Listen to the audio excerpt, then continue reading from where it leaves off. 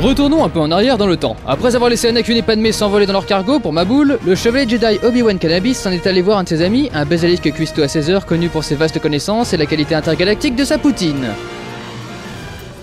Bonjour. Salut Jean-Bouchon, tu vas bien? Oui, merci. Est-ce que Dexter est là? J'aimerais lui demander quelques infos, mais en toute discrétion. Hé mon chéri, y'a un Jedi qui est là pour te poser des questions en toute discrétion. Merci. Ça sent le terreau ici. Eh Obi-Wan, quelle surprise! Comment tu vas, Dexter? Bien, attends une minute, j'arrive. Je n'avais jamais eu de vrais amis. Mais Obi-Wan, c'était quelque chose de différent. Je le voyais en moyenne 17% plus souvent que n'importe lequel de mes clients, et il semblait toujours disposé à partager avec moi. Aurait-il pu être mon associé idéal? Dex? Pourquoi tu regardes fixement cette tranche de gigot en tripotant un couteau de boucher? Pour rien. Alors mon vieux, qu'est-ce que tu as me demandé? Je me demandais si tu pouvais me dire ce que c'était que ça. Wow, mais ça va pas tenir ça à bout de doigt comme ça?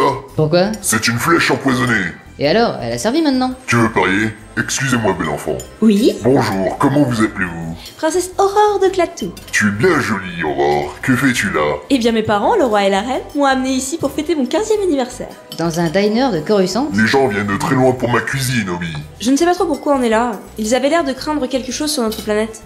J'ai cru entendre ma mère parler d'une Mais malédiction. oui, c'est génial. Pourriez-vous nous aider? Nous voudrions savoir si cette fléchette est assez aiguisée. Bien sûr.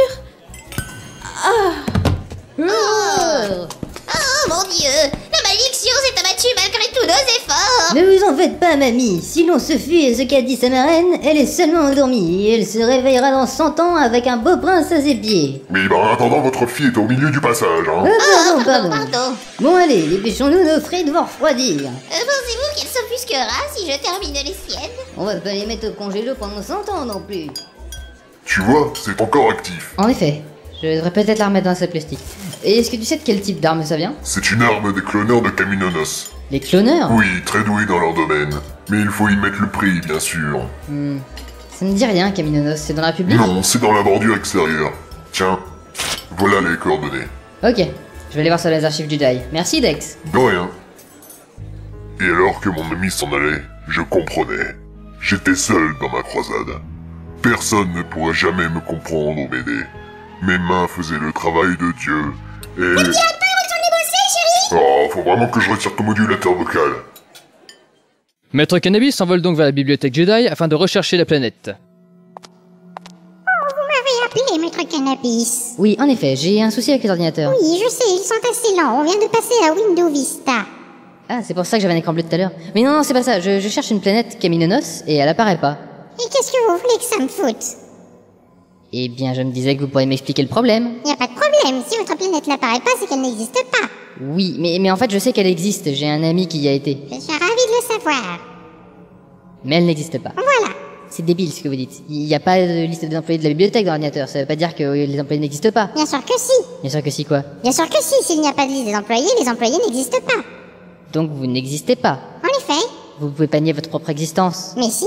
Je pense donc je suis. Si je pense que je n'existe pas, alors je ne suis pas. Si seulement c'était vrai. Il n'y a aucun problème avec nos archives, maître Cannabis. Ok, je vois que je parle à un mur. Bien sûr, je n'existe pas. Vous ne pouvez donc pas me parler. En toute logique, vous parlez à la première chose située dans votre champ de vision, c'est-à-dire ce mur-là. Oh, excusez-moi, mais je ne vois pas quel mur vous montrez, je ne vois pas votre main, elle n'existe pas. Mais si, enfin, le mur juste en face de vous, là. Il y a un plan de ce niveau dans l'ordinateur? Non, mais il y a un plan d'évacuation incendie derrière vous. Ah, désolé, si le mur n'est pas sur le plan d'ordinateur, il n'existe pas. Au revoir, bibliothécaire qui n'existe pas. Je vous fais un bras d'honneur qui n'existe pas non plus. Quelle muffe! Et c'est ainsi que la pute perpétua la lignée.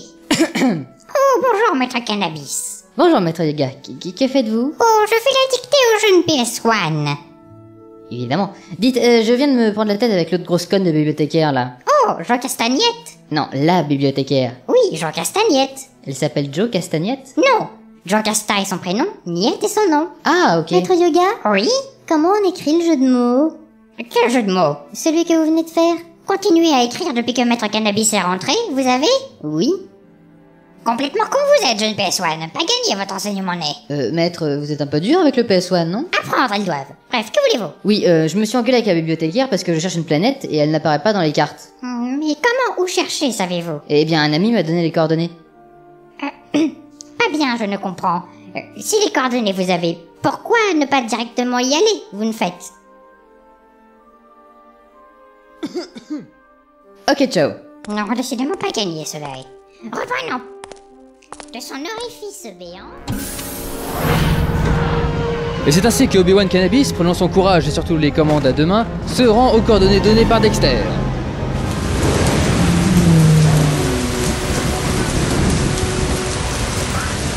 Ah putain, je suis arrivé en Bretagne ou quoi? Ah, ça mouille, ça mouille, ça mouille, ça mouille, ça mouille. Pouh. Maître Jedi, quelle joie de recevoir votre visite. Comment? Qu'est-ce que vous dites? Je disais quelle joie de recevoir votre visite, Maître Jedi. Excusez-moi, je vous entends pas avec la tempête. Le ministre Lamassu attend votre visite. Quoi?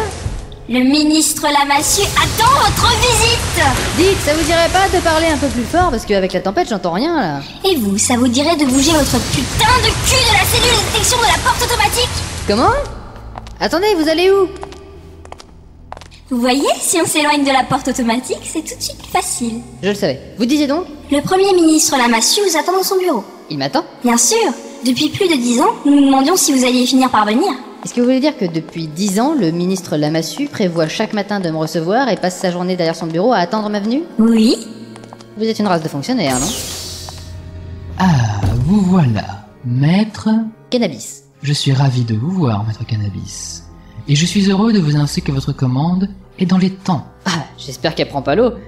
Comment? Oui, donc vous n'avez pas seulement un énorme océan sur cette planète, vous avez aussi un étang. C'est joli chez vous. C'est propre. Vous pourrez voir que nous avons tenu chacun de nos engagements et que notre armée de clones sera prête dans les... en temps et en heure. J'ai commandé une armée de clones. Oui, bien sûr, mon armée de clones, je suis tout en l'air. Ça va être classe, une armée de clones.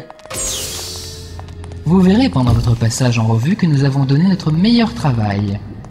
À une petite exception près. Une petite exception. Voyez, ici les tubes d'incubation des embryons. C'est ici que nous les faisons grandir. Nous avons réussi à réduire le temps de gestation à 5 mois. Oh, formidable. Ici, vous pouvez voir un bataillon assez jeune au réfectoire. Grâce à une subtile modification génétique, nous avons réussi à réduire leurs besoins alimentaires. Le coût de l'entretien des troupes est donc réduit. Ici, vous avez les salles de classe où nous leur apprenons différentes techniques de combat, défense, tactiques et stratégies militaires. Notre système permet de réduire fortement le temps d'apprentissage et nous arrivons à des clones matures en l'espace de quelques années, réduisant ainsi le temps d'attente. Ils ont quel âge ceux-là? 10 ans. 10 ans dans leur tête ou... Physiquement. Et ici, vous avez le terrain d'entraînement. Nous les avons génétiquement modifiés pour qu'ils soient plus dociles et suivre les ordres sans discuter. On peut modifier ça génétiquement. Ta gueule, c'est scientifique. Ok, mais... Nous réduisons donc les risques de mutinerie et de chaos dans le champ de bataille. Excusez-moi. Est-ce qu'il n'y aurait pas autre chose que vous auriez réduit? Oui, un petit souci, comme je vous l'avais dit. J'appelle ça un problème de taille. Ne soyez pas cruel. Vous allez m'expliquer? Le mot d'ordre donné à nos ingénieurs cloneurs par maître Dorémy Sifa Diez était réduction. Réduction des coûts, réduction des temps. Ils avaient tant ce mot en tête qu'ils ont tout réduit.